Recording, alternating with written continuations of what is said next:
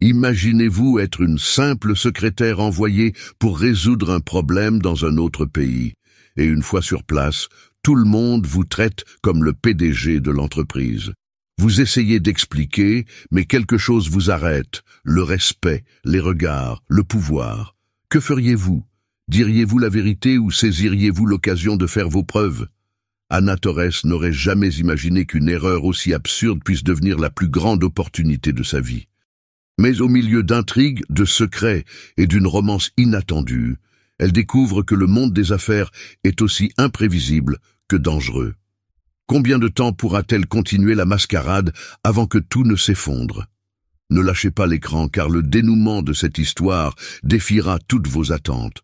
L'avion a légèrement basculé lors de sa traversée de l'Atlantique et Ana Torres a regardé par la fenêtre, essayant de cacher sa nervosité. Les lumières de la cabine étaient éteintes et le faible grognement du moteur créait une mélodie constante. Elle tenait fermement l'insigne de son entreprise qui semblait désormais peser plus que jamais. « Pourquoi moi? Une secrétaire envoyée pour résoudre des problèmes à Barcelone ?» pensa-t-il en essayant de donner un sens à la situation. « Eh bien, au moins, j'ai eu un voyage international, » murmura-t-elle, essayant de voir le côté positif. Mais le doute continuait de hanter son esprit. Que ferais-je si quelque chose ne va pas? Ils auraient dû envoyer quelqu'un de mieux préparé. À son arrivée en Espagne, Ana a pris une profonde inspiration et a serré les épaules de son sac à dos. Dans le hall, un chauffeur tenait une pancarte indiquant « Madame Martin »,« Madame Desmartins ». « Non, je m'appelle Ana, il doit y avoir une erreur », dit-elle en essayant de s'expliquer. Mais le conducteur s'est contenté de sourire et d'ouvrir la portière de la voiture. « À tout le moins, ils portent un mauvais nom de famille. Ça ne peut pas être bien grave », marmonna-t-il en montant dans la voiture. Sur le chemin vers le siège de la filiale, Ana a observé les rues de Barcelone avec un mélange de fascination et d'inquiétude. Les vieux bâtiments contrastaient avec la modernité de la ville, et elle ne pouvait décider si elle se sentait plus perdue ou émerveillée. Si je survis à ça, j'aurais peut-être de bonnes histoires à raconter. En arrivant dans l'imposant bâtiment de l'entreprise, Ana a à peine eu le temps de se familiariser avec l'architecture moderne qu'elle a été accueillie par toute une équipe d'employés. « Bienvenue, Madame Martin !» se sont-ils exclamés, accompagnés de sourires et de salutations chaleureuses. Ses yeux s'écarquillèrent, mais avant qu'elle puisse expliquer son erreur, elle fut emmenée dans un ascenseur entouré d'un tourbillon de voix. « Madame Martin, nous mangeons des sushis et du vin pour le déjeuner. Si vous préférez, nous pouvons commander quelque chose de plus personnalisé, » a déclaré une jeune femme au costume impeccable. Une autre femme est arrivée avec une boîte de maquillage. « Votre teinte de rouge à lèvres est parfaite, mais une retouche ne fait jamais de mal. » Ana essaya de parler, mais le barrage d'attention la laissa sans voix. À l'étage, la salle de conférence était remplie de cadres. « Et maintenant, pensa-t-elle tandis qu'une réceptionniste annonçait « Mesdames et messieurs, c'est avec un grand honneur que je vous présente notre PDG, Clara Martins. » Les applaudissements qui ont suivi ont été assourdissants. Ana se figea. Que ferait-elle? Faire savoir à tout le monde que c'était une erreur ou essayer de s'adapter? Avec un profond soupir, elle se dirigea vers le centre de la pièce, tenant un microphone que quelqu'un lui tendait. « Et... bonjour à tous !» commença-t-il avec un rire nerveux. « Je suis sûr qu'ils attendaient quelque chose de plus, de PDG de ma part. » Un murmure de rire doux parcourut la pièce, et Ana sentit la tension s'atténuer. Se souvenant de tous les rapports qu'elle avait transcrits au bureau, elle se mit à improviser. « Je crois que le leadership, c'est comme apprendre à cuisiner. Au début, vous brûlez quelques casseroles, mais vous finissez par servir un plat correct. Heureusement, notre entreprise en est déjà au stade des plats décents. » Le rire devint plus sincère, et elle commença à se sentir plus en confiance. Miguel Costa, le directeur des opérations, croise les bras et sourit au fond de la salle. « Approche intéressante », marmonna-t-il. Lorsqu'elle eut fini, Ana reçut des applaudissements et des éloges. Alors qu'il quittait la scène, toujours incrédule à ce qu'il avait fait, Miguel s'est approché. « Madame Martin, c'était un discours unique, je dois le dire. Votre style est rafraîchissant. Merci, répondit Anna, essayant de cacher son anxiété. Je suis juste le courant. Alors que les applaudissements résonnaient encore dans la salle, Anna regarda autour d'elle, essayant de gérer la confusion et le succès inattendu. Je dois m'en sortir avant qu'il ne réalise que le flux n'est que du pur désespoir. Anna descendit les escaliers du bâtiment, toujours en train de réfléchir à ce qui s'était passé. Au fond, elle savait qu'elle avait besoin de tout clarifier, mais quelque chose l'en empêchait. Cette réception, les applaudissements, cela ne m'est jamais arrivé auparavant, pensa-t-il en ajustant son sac à dos sur son épaule. Le seul problème était Miguel Costa, le directeur des opérations, qui semblait trop intrigué par son style de leadership. Alors, Madame Martins, comment pouvons-nous optimiser le projet de durabilité? A demandé Miguel en la rattrapant dans le couloir. Anna se figea une seconde, essayant de trouver une réponse plausible. Ah, eh bien, je pense que nous commençons par les piliers. Toujours les piliers, tu sais, répondit-il avec un sourire nerveux. Miguel fronça les sourcils pendant un moment, puis sourit. Intéressant. Je n'ai jamais pensé en ces termes. Piliers, très philosophiques. Ouais, je suis une grande fan de philosophie opérationnelle, improvisa Anna, espérant intérieurement qu'il ne lui demanderait pas plus d'explications. Pendant qu'il parlait, Béatrice Nunes, la directrice de l'agence, les regardait de loin. Elle ne pouvait cacher son irritation. Quelque chose ne va pas chez cette femme, murmura-t-elle, les yeux mi-clos. Depuis quand Clara Martins fait-elle des blagues lors des réunions? Dans la pièce voisine, Anna essayait de cacher sa tension pendant que Miguel expliquait le programme du mois prochain. Et bien sûr, nous aurons une réunion avec les investisseurs la semaine prochaine. Votre vision stratégique sera fondamentale, a-t-il déclaré avec une sincère admiration. Bien sûr, vision stratégique, un classique, répondit Anna en faisant semblant d'écrire quelque chose dans un cahier vide. Le sourire de Miguel ne fit que grandir, ce qui la rendit encore plus mal à l'aise. Pourquoi avait-il l'air si ravi? Béatrice entra brusquement dans la pièce, se forçant à sourire. « Est-ce que j'interromps quelque chose ?» a-t-il demandé en croisant les bras. « En fait, nous ajustions simplement les piliers, » répondit Anna, essayant de paraître confiante. Béatrice haussa un sourcil, mais avant de pouvoir dire quelque chose de sarcastique, Miguel intervint. « Madame Martins a une approche unique. Je pense que cela va changer beaucoup de choses ici. »« Ah, j'en suis sûr, » dit Béatrice avec un sourire aussi doux que faux. En partant, il marmonna dans sa barbe. « Je vais découvrir ce que tu caches, imposteur. » Une fois la réunion terminée, Miguel a accompagné Anna jusqu'à la sortie. « Vous savez, votre style décontracté est inspirant. Je pense que nous en avons besoin dans l'entreprise. »« Merci, » répondit Anna avec un sourire forcé. Mais alors qu'il se dirigeait vers l'hôtel, le poids du mensonge commença à s'accumuler. Combien de temps encore pourrais-je continuer cette mascarade? Se demandait-elle, en même temps qu'elle remarquait l'étincelle dans les yeux de Miguel, comme s'il la croyait à chaque mot. Ce soir-là, le dîner semblait décontracté, mais Anna sentit le poids du regard de Miguel sur elle alors qu'elle feuilletait le menu. « Alors, Madame Martin, que fait un PDG comme vous pour se détendre après une journée aussi chargée ?» a-t-il demandé en posant son menton dans sa main. Anna déglutit difficilement, essayant de paraître détendue. « Ah, tu sais, des choses simples. Lire des reportages, organiser des stratégies et regarder des séries sur Netflix ?» a-t-il répondu avec un rire nerveux.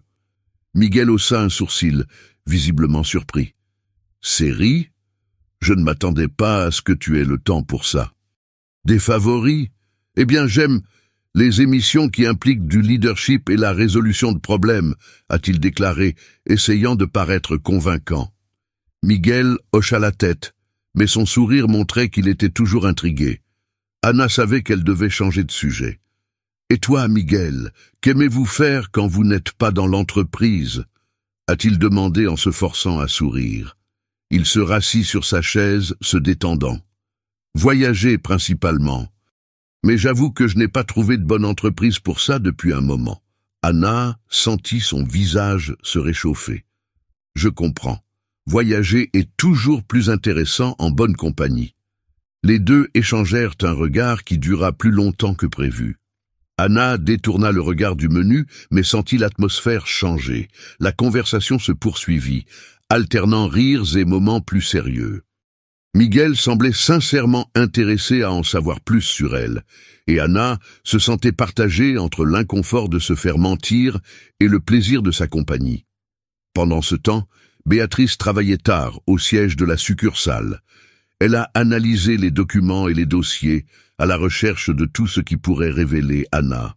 « Qui es-tu vraiment, Anna ?» murmura-t-elle, les yeux fixés sur l'écran de l'ordinateur. La réponse à sa question arriva le lendemain. Béatrice, après d'innombrables tentatives, a réussi à entrer en contact direct avec Clara Martin, la véritable PDG. Au téléphone, il explique avec une fausse douceur « Madame Martin, je pense qu'il se passe quelque chose d'étrange à Barcelone. Quelqu'un utilise votre nom. » Clara resta silencieuse un moment avant de répondre. « Je suis en route. Cela sera résolu immédiatement. » Le lendemain matin, Anna et Miguel ont travaillé ensemble pour préparer les rapports d'audit. « Si nous continuons à ce rythme, nous serons les premiers de l'entreprise à obtenir une certification internationale, » a déclaré Miguel avec un enthousiasme sincère. « C'est génial !» a répondu Anna, même si elle savait intérieurement que ce moment de conquête était sur le point de s'effondrer. La matinée de l'audit a commencé avec le buzz typique d'un grand événement d'entreprise. Les employés étaient attentifs aux moindres détails, ajustant les documents et préparant les présentations. Anna s'efforçait de paraître confiante, mais son esprit s'emballait. « Je ne devrais même pas être ici », pensa-t-il en parcourant les dernières notes que Miguel lui avait données. « Détendez-vous, Anna. Je veux dire, Madame Martin, » dit Miguel avec un sourire réconfortant. « Vous avez cela sous contrôle. »« Bien sûr, » répondit-elle, essayant de paraître confiante. Mais intérieurement, elle avait l'impression que chaque mot de soutien de sa part était un poids supplémentaire sur sa conscience. Le sourire sincère de Miguel lui rappelait qu'il lui faisait confiance, ce qui rendait la situation encore plus compliquée. Les auditeurs internationaux sont arrivés à 9 heures précises et l'atmosphère était complètement silencieuse. Anna les a accueillis à l'entrée de la salle de conférence, tandis que Miguel leur présentait l'ordre du jour de la journée. « C'est maintenant ou jamais », murmura-t-elle en ajustant le micro. « Mesdames et messieurs, c'est un plaisir de vous accueillir ici aujourd'hui », commença Anna, la voix ferme malgré sa nervosité. « Nous sommes ici pour démontrer non seulement notre engagement envers la qualité, mais aussi notre innovation et notre intégrité. » Tout en parlant, elle sentait les yeux des auditeurs fixés sur elle. À sa grande surprise, il a pu diriger la présentation avec fluidité, en soulignant les points clés qu'il avait mémorisés. « La qualité, c'est comme le bon café. Elle doit être forte, constante et appréciée de tous, » a-t-il déclaré, suscitant de légers sourires. Béatrice regardait tout depuis le coin de la pièce, visiblement irritée par la performance confiante d'Anna. À côté d'elle, la vraie Clara Martin s'entra silencieusement, suivant la présentation avec une expression inébranlable. Béatrice murmura « À tout moment, elle va tomber. » Mais Anna n'est pas tombée. Au contraire, sa présentation a été si convaincante que les auditeurs ont applaudi à la fin. « Félicitations, Madame Martin. C'est sans aucun doute l'une des meilleures performances que nous ayons vues cette année, » a déclaré l'une d'elles en lui serrant la main avec enthousiasme. À ce moment, Clara fit un pas en avant, sa présence attirant l'attention de toutes les personnes présentes dans la pièce. « Au fait, je suis Clara Martin, la véritable PDG de l'entreprise », a-t-il annoncé. La pièce tomba dans un silence absolu et Anna sentit son monde s'effondrer. Miguel regardait Anna, confus, tandis que Béatrice souriait avec satisfaction. Anna ouvrit la bouche pour parler, mais Clara leva la main. « S'il vous plaît, laissez-moi finir. Je veux juste dire que je n'ai jamais vu quelqu'un représenter mon entreprise avec autant de passion et de compétence qu'Anna Torres aujourd'hui. Cette déclaration a choqué tout le monde dans la salle. Clara s'est tournée vers les auditeurs et a ajouté « Ce dont vous avez été témoin aujourd'hui est la véritable essence de ce que nous recherchons en matière de leadership. J'approuve chaque mot prononcé ici. » Anna pouvait à peine retenir ses larmes, partagées entre le soulagement et l'embarras. « Quant à ma présence ici, » poursuivit Clara en regardant Béatrice directement, elle était le résultat d'un malentendu désormais résolu. Et pour être clair, Anna restera dans l'équipe, occupant un rôle qui représente sa vraie valeur. La salle de réunion était plus calme que jamais, mais l'atmosphère semblait avoir changé. Clara Martins avait terminé son discours et les auditeurs quittèrent la salle, commentant toujours la présentation d'Anna. Tout le monde attendait la réaction de Béatrice, qui resta immobile, l'expression durcie. « Alors c'est tout ?» a demandé Béatrice, brisant enfin le silence. « Cet imposteur se fait passer pour vous, et vous la récompensez simplement ?» Clara croisa les bras, le regard aiguisé comme une lame. « Béatrice, le leadership ne consiste pas à savoir qui détient le titre. Il s'agit de savoir qui intervient en cas de besoin. Anna s'est avérée être plus une leader en quelques jours seulement que vous ne l'étiez pendant tout votre séjour ici. » Béatrice renifla, rassembla ses affaires et dans un dernier acte de fierté déclara « J'espère que vous aimez le désordre que vous créez. Je pars tout seul, avant qu'il décide de le faire à ma place. » Et sur ce, il quitta la pièce. Anna s'assit lentement, essayant d'absorber tout ce qui s'était passé. Miguel s'approcha, posant sa main sur son épaule.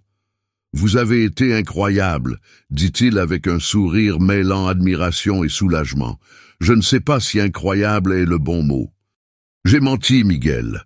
J'ai fait semblant d'être quelqu'un que je ne suis pas, » répondit Anna, la voix brisée. Clara s'approcha d'elle, tirant une chaise pour s'asseoir à côté.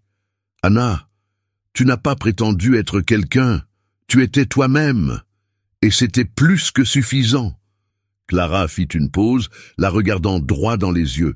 « Désormais, vous êtes le nouveau directeur de la succursale de Barcelone. Vous l'avez mérité grâce à votre talent et votre courage. » Anna cligna des yeux, incrédule. « JE, directeur ?» Clara sourit. « Oui, et j'espère qu'il apportera à ce rôle la même authenticité qu'il a démontré ici. » Plus tard dans la nuit, Miguel a invité Anna à dîner. Cette fois, l'ambiance était moins tendue et Anna a enfin pu se détendre. Pendant qu'il parlait, Miguel sortit quelque chose de sa poche, une petite bague en argent au design simple mais élégant. « Je sais que tout s'est passé rapidement, mais je veux que tu saches une chose, Anna. Rien de tout cela n'est une question de position ou de titre. Il s'agit de qui vous êtes. Et je veux être à vos côtés, quelle que soit votre prochaine étape. » Anna resta silencieuse, les yeux fixés sur la bague, avant de se mettre à rire doucement. « Vous savez que je ne suis pas PDG, n'est-ce pas? Je suis juste Anna. »« Exactement, » répondit Miguel, « et c'est pourquoi je veux que tu sois mon Anna. » Les yeux larmoyants, Anna accepta la bague et les deux portèrent un toast à l'avenir. En quelques mois seulement, Anna est devenue non seulement la directrice la plus respectée de la succursale, mais aussi le symbole de la façon dont le courage et l'authenticité peuvent transformer même les plus grosses erreurs en opportunités de croissance.